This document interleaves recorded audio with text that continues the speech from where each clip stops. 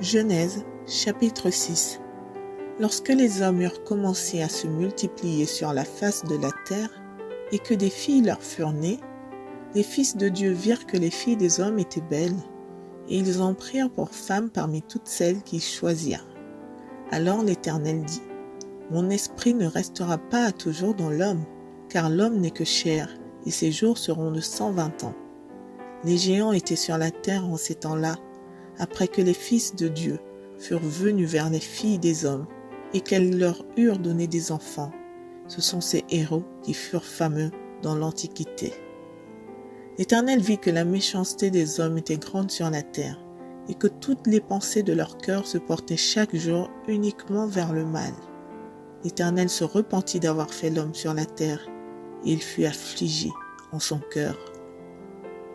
Et l'Éternel dit : J'exterminerai de la face de la terre l'homme que j'ai créé, depuis l'homme jusqu'au bétail, aux reptiles et aux oiseaux du ciel, car je me repens de les avoir faits. Mais Noé trouva grâce aux yeux de l'Éternel. Voici la postérité de Noé. Noé était un homme juste et intègre dans son temps. Noé marchait avec Dieu.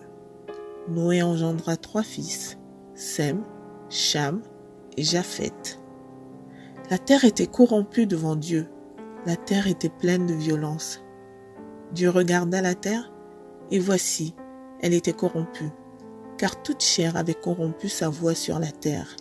Alors Dieu dit à Noé : La fin de toute chair est arrêtée par devers moi, car ils ont rempli la terre de violence.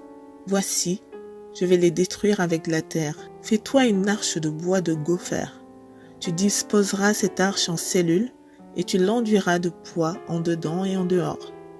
Voici comment tu la feras. L'arche aura 300 coudées de longueur, 50 coudées de largeur et 30 coudées de hauteur. Tu feras à l'arche une fenêtre, que tu réduiras à une coudée en haut. Tu établiras une porte sur le côté de l'arche, et tu construiras un étage inférieur, un second et un troisième. Et moi, je vais faire venir le déluge d'eau sur la terre, pour détruire toute chair ayant souffle de vie sous le ciel. Tout ce qui est sur la terre périra. Mais j'établis mon alliance avec toi. Tu entreras dans l'arche, toi et tes fils, ta femme et les enfants de tes fils avec toi. De tout ce qui vit, de toute chair, tu feras entrer dans l'arche 2 de chaque espèce pour les conserver en vie avec toi.